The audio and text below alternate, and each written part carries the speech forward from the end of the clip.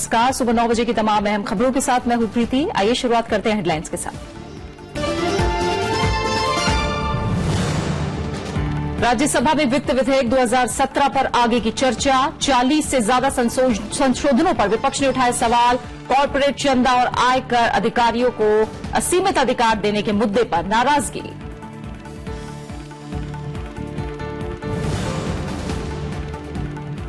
सरकारी मदद पाने के लिए आधार नहीं अनिवार्य, सुप्रीम कोर्ट ने किया स्पष्ट। कहा, गैर कल्याणकारी योजनाओं के लिए हो सकता है उपयोग।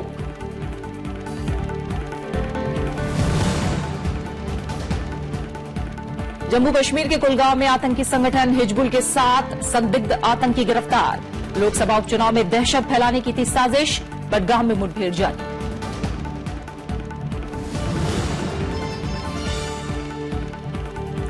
नेपाल में बदले जा सकेंगे पुराने नोट। भारत ने दिया प्रति नागरिक 4,500 रुपए बदलने का प्रस्ताव।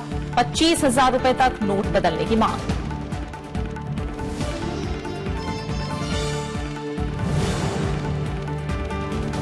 और बॉर्डर गावस्कर ट्रॉफी पर कब्जे की कोशिश में टीम इंडिया। धर्मशाला टेस्ट और सीरीज जीत से महज 87 रन दूर। मैच के चौथे दिन 19 रन से आगे खेलेगी मेजबान टीम।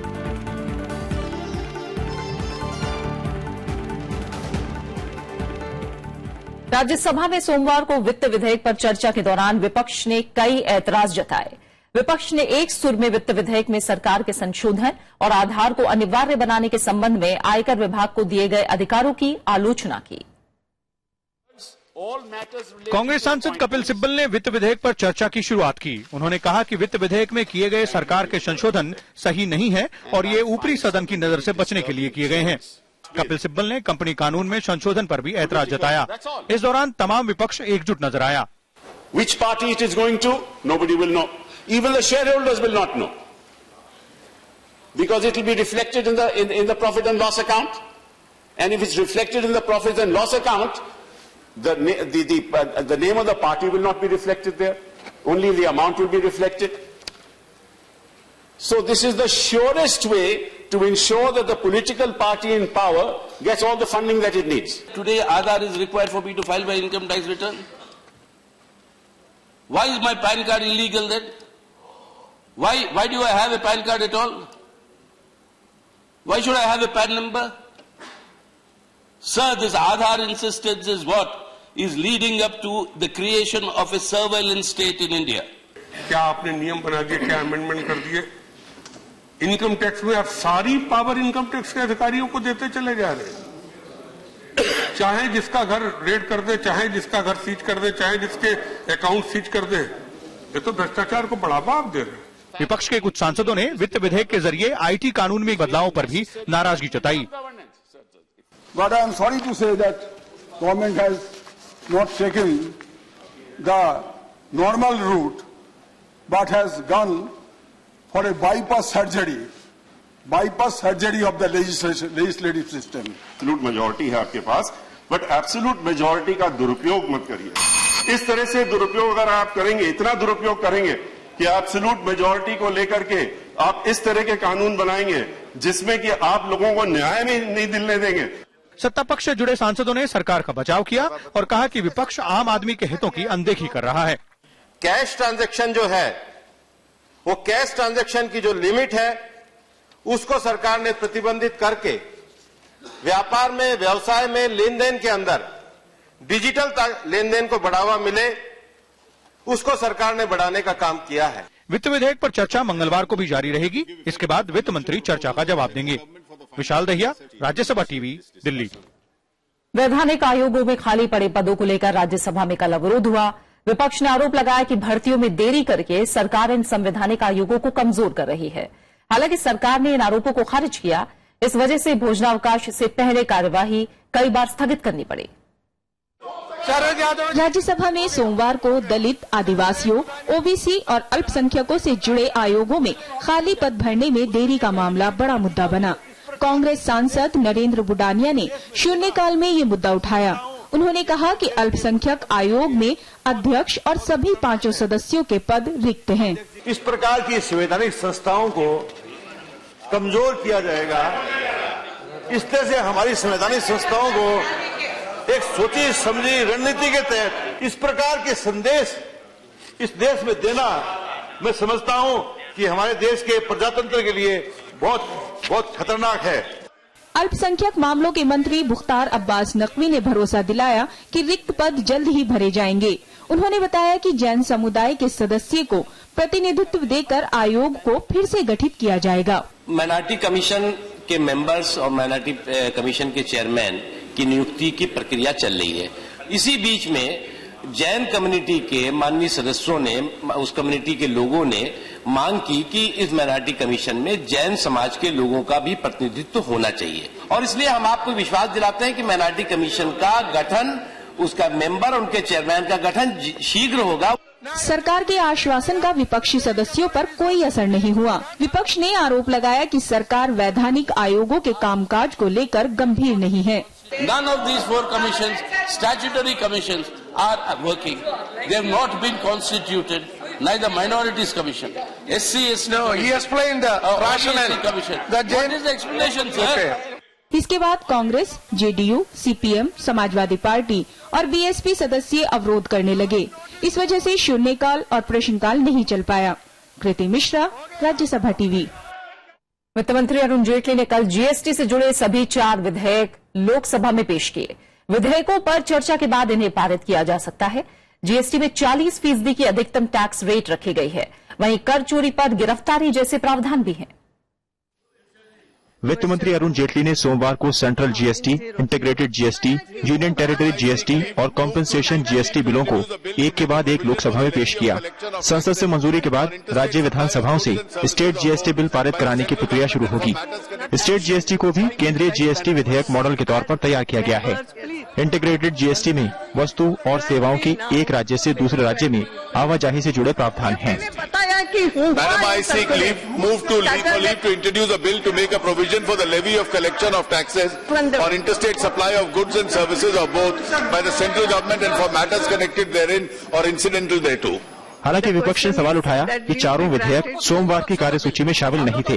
विपक्ष को इस बात पर भी आपत्ति थी कि उन्हें बिल का अध्ययन करने का पर्याप्त समय नहीं मिला। सरकार ने जीएसटी को 1 जुलाई से लागू करने की समय सीमा रखी है। रविंद्र सिंह शोरान के साथ प्रणव गोस्वामी, राज्यसभा टीवी। लोकसभा से कल मानसिक स्वास्थ्य देखरेख विधेयक 2016 को ध्वनि मत से मंजूरी मिल गई। राज्यसभा से पहले ही इस विधेयक को मंजूरी मिल चुकी है।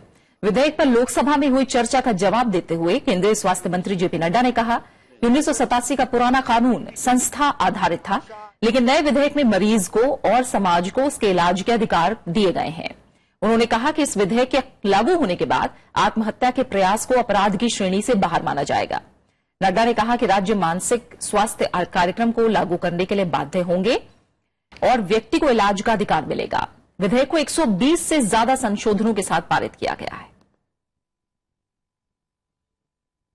2016 में जब हम इस बिल को जो एक्ट बनने जा रहा है उसको हम लेके आए हैं, तो हमारा फोकस इंस्टीट्यूशन से हट करके कम्युनिटी की तरफ गया है कि लोग समाज जीवन में रह करके ही अपना इलाज कराएं।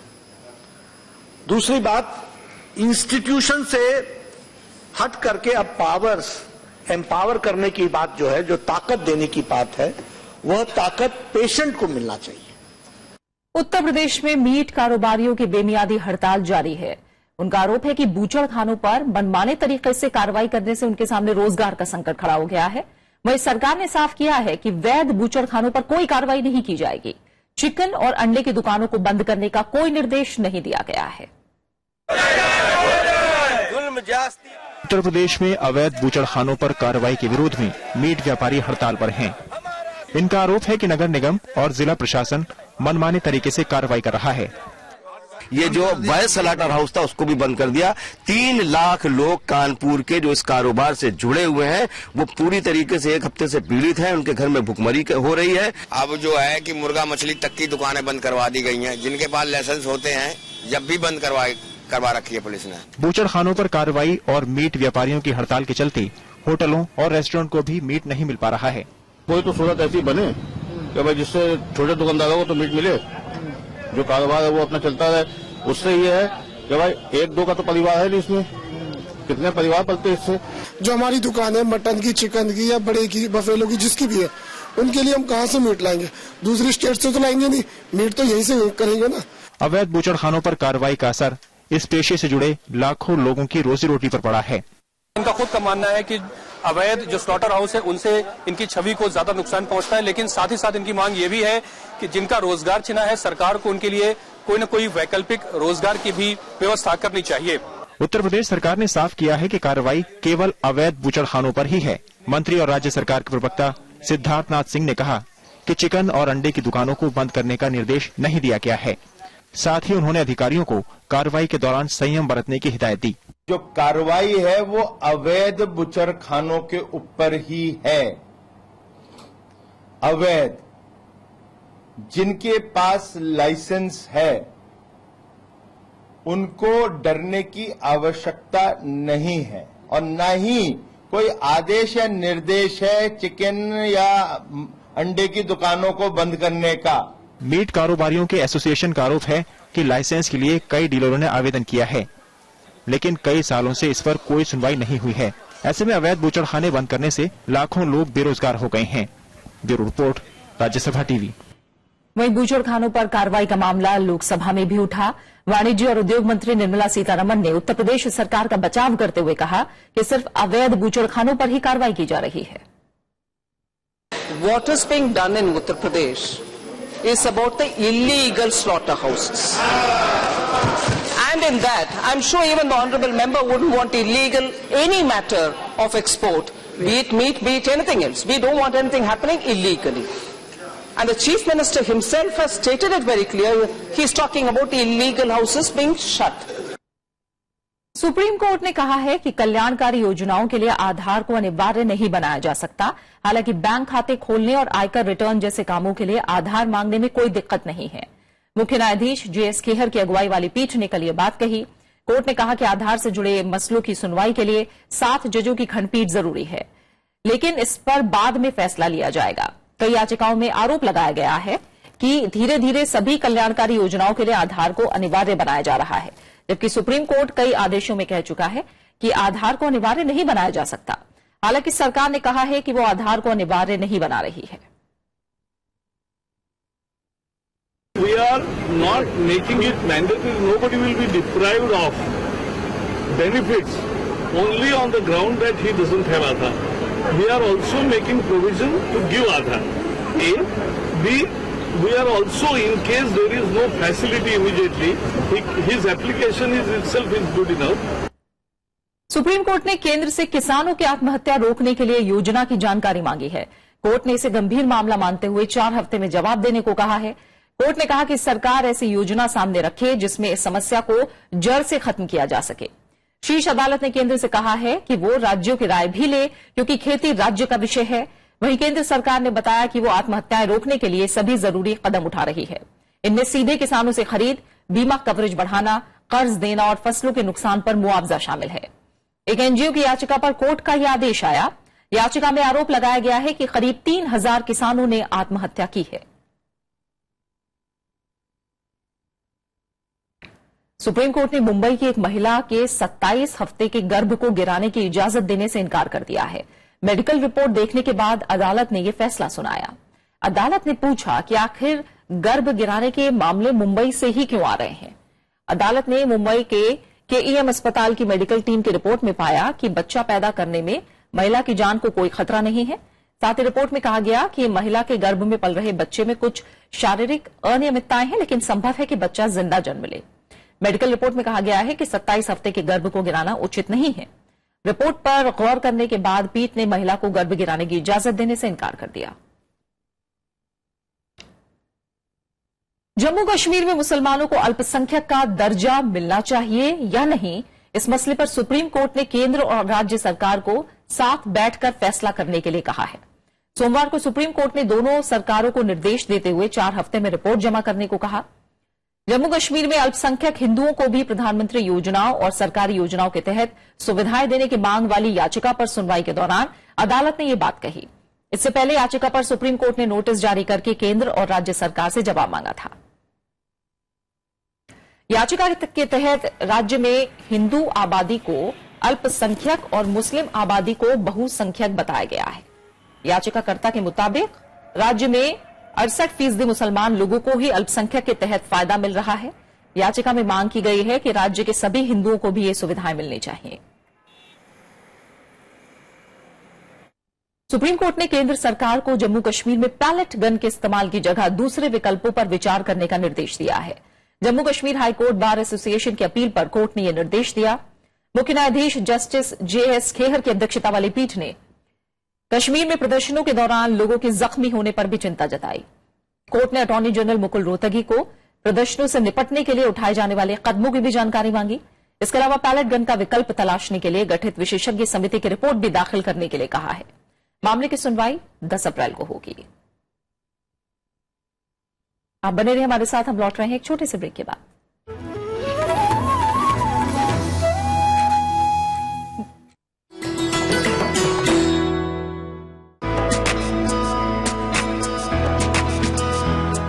Gyan Chopper is the ancient version of Indian snakes and ladders. This intriguing game was popular among the old, the young and the rulers as well. The chopper has its origin in the Jain philosophy.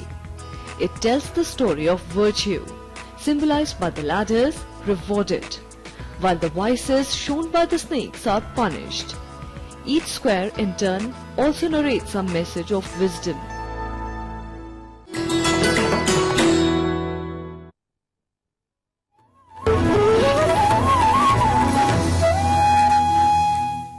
चुनाव आयोग ने कांग्रेस को सांगठनिक चुनाव कराने के लिए 31 दिसंबर तक का वक्त दिया है। पहले ये समय सीमा 30 जून थी।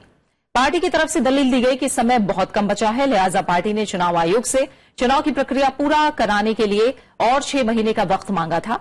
आयोग ने कांग्रेस की अर्जी को मंजूरी देते हुए कहा कि समय सीमा में दिसंबर के बाद विस्तार नहीं दिया जाएगा।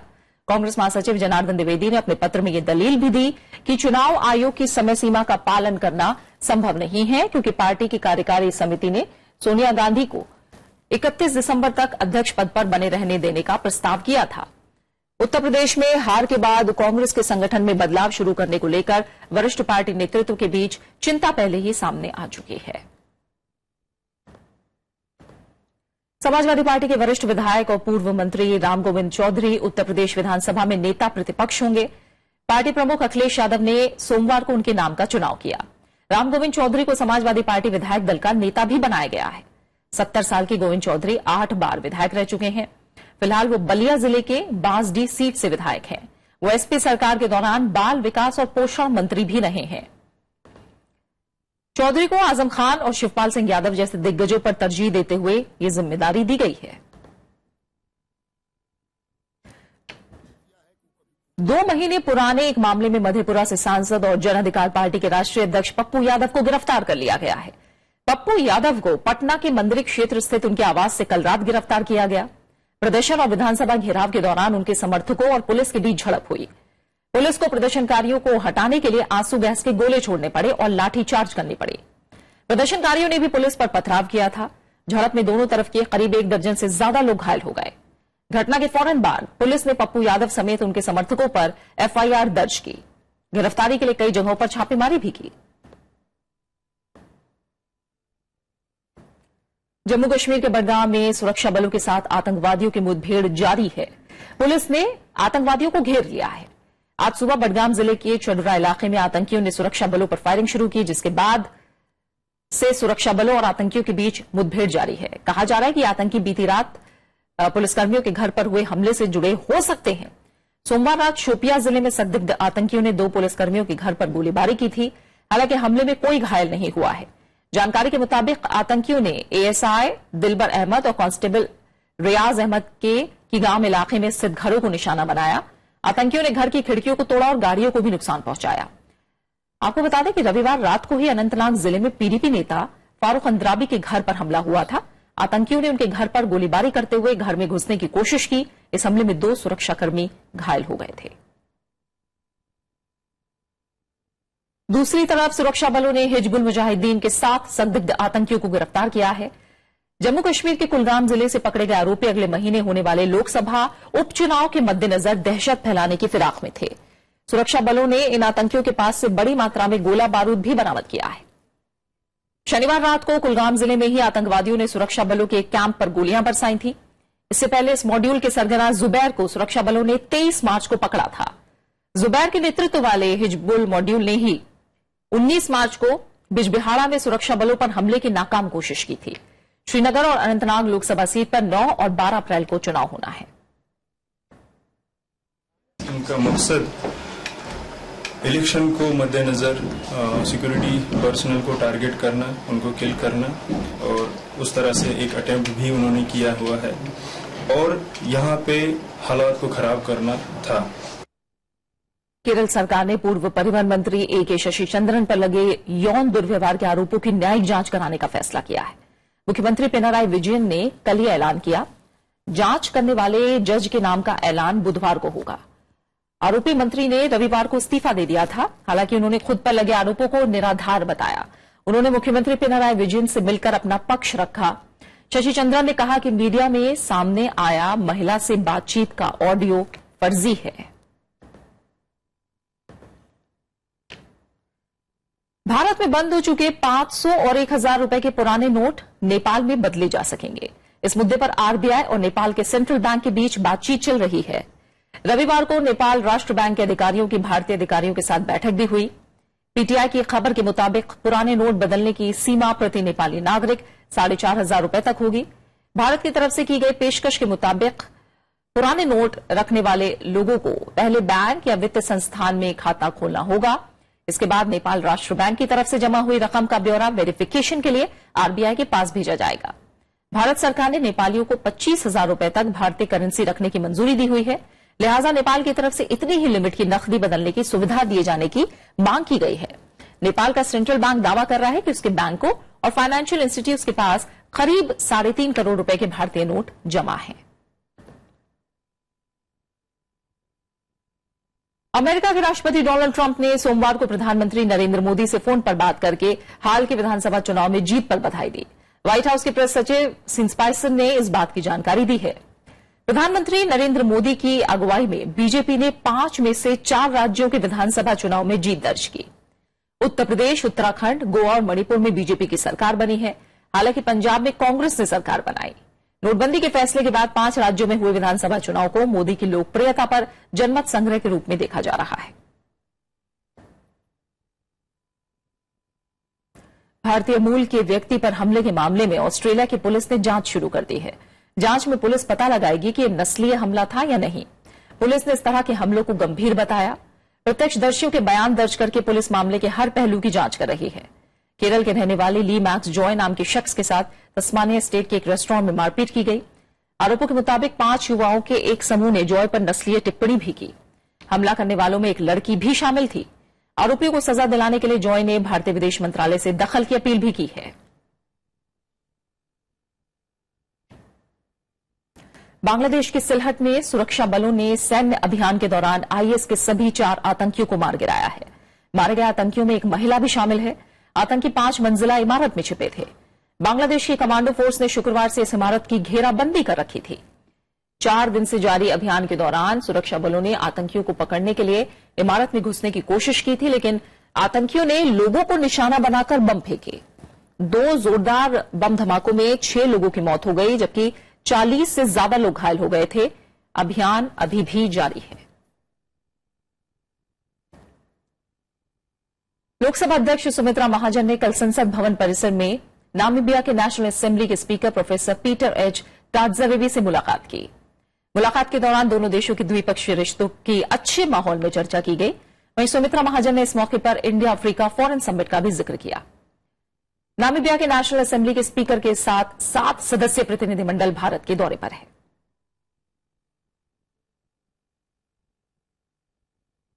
और अब बात क्रिकेट की। टीम इंडिया धर्मशाला टेस्ट और सीरीज जीत से महज 87 रन दूर है। आज चौथे दिन का मैच होगा। कल मैच के तीसरे दिन ही भारत की स्थिति काफी मजबूत हो गई। 106 रनों के लक्ष्य का पीछा करते हुए भारत ने दूसरी पारी में बिना विकेट गंवाए 19 रन बना लिए हैं। इससे पहले ऑस्ट्रेलिया की दूसरी पारी सिर्फ 137 रनों पर सिमट गई। भारतीय गेंदबाजों की बेहतरीन गेंदबाजी के सामने मेहमान टीम के सिर्फ 5 बल्लेबाजी दहाई का आंकड़ा पार कर सके। इसमें भी मैक्सवेल ने सबसे ज्यादा 45 रनों की पारी खेली। आर अश्विन, रवींद्र जडेजा और उमेश यादव 3-3 विकेट लेने में सफल रहे, तो भुवनेश्वर कुमार को 1 विकेट मिला। इससे पहले कल भारत पहली पारी में 32 रनों की बढ़त लेने में कामयाब रहा।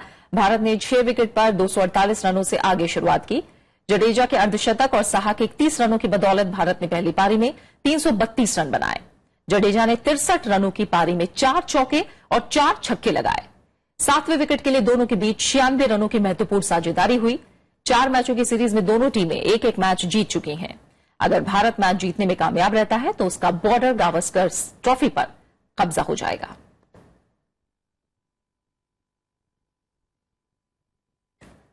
आज से चैत्र नवरात्र शुरू हो गए हैं। आज से ही विक्रम संवत यानी हिंदू नववर्ष की शुरुआत होती है। महाराष्ट्र में नववर्ष गुड़ी पड़वा के रूप में मनाया जाता है। हिंदू नववर्ष का शुभारंभ चैत्र मास की शुक्ल पक्ष की प्रतिपदा से होता है।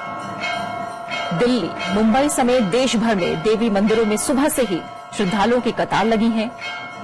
राष्ट्रपति और प्रधानमंत्री ने भारतीय नववर्ष पर देशवासियों को बधाई दी है।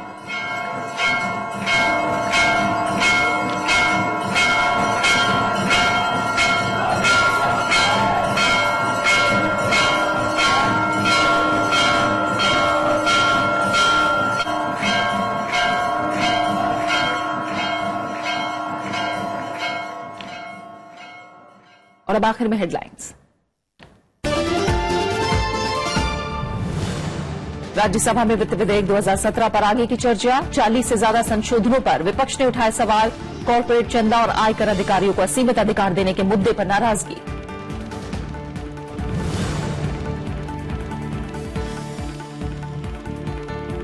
सरकारी मदद पाने के लिए आधार नहीं अनिवार्य, सुप्रीम कोर्ट ने किया स्पष्ट। कहा गैर कल्याणकारी योजनाओं के लिए हो सकता है उपयोग।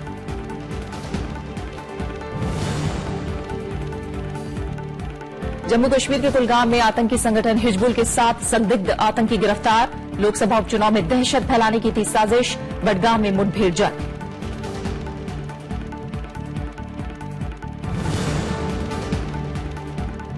नेपाल में बदले जा सकेंगे पुराने नोट। भारत ने दिया प्रति नागरिक 4,500 रुपए बदलने का प्रस्ताव। 25,000 रुपए तक नोट बदलने की मांग।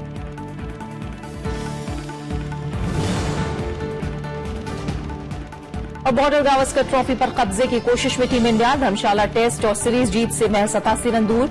मैच के चौथे दिन 19 रन से आगे खेलेगी मेजबान टीम। और फिलहाल सुबह 9 बजे की खबरों में इतना ही। आगे देखिए देश देशांतर।